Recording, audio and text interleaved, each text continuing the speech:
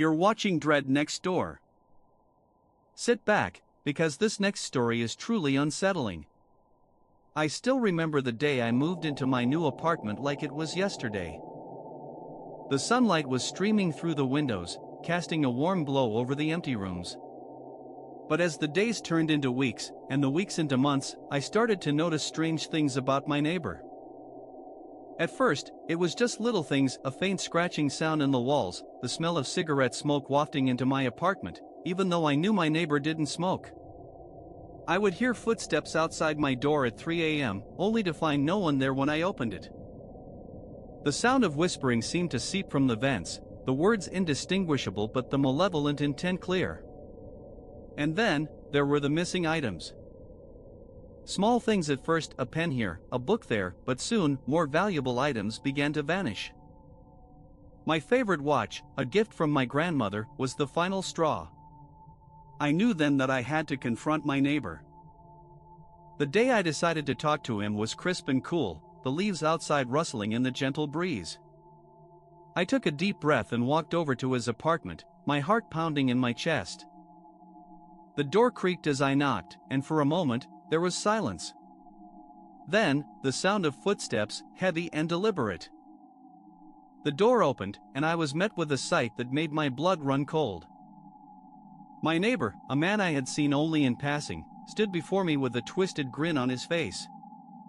His eyes seemed to bore into my soul, and I felt a chill run down my spine. "Can I help you?" he asked, his voice low and menacing.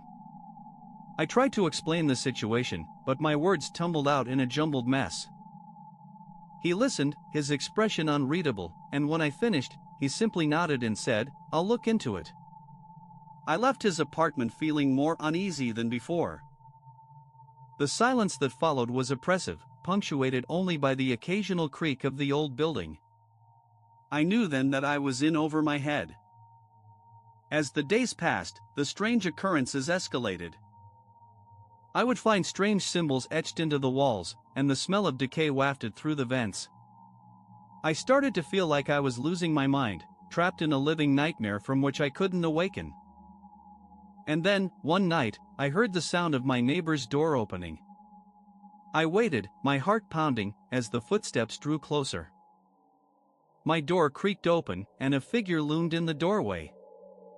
I tried to scream, but my voice was frozen in my throat.